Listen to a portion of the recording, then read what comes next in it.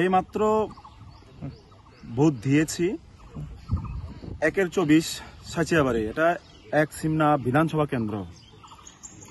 সাঁচিয়াবাড়ি এই বুথ কেন্দ্রে সকাল 7টা থেকে বুথ হবার কথা, 8:12 থেকে বুথটা এখন চলছে।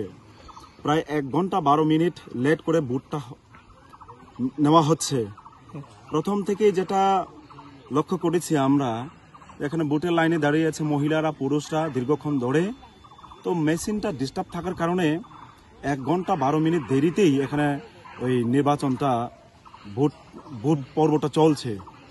আমি অনুরোধ করব রাজ্যের সমস্ত অংশের মানুষকে, যারা ভোটাধিকার প্রয়োগ করবেন আজকে, আপনারা নিজ নিজ বুথ কেন্দ্রে গিয়ে নিজের যে অধিকার, ভোটদানের অধিকার আপনারা প্রয়োগ করবেন। এবং এই আশা ব্যক্ত করছি, এই গণতন্ত্রের মহাযজ্ঞে আপনারা অংশগ্রহণ করবেন এবং ইন্ডিয়া জোটের প্রার্থীকে আপনারা জয়ী করবেন। নমস্কার।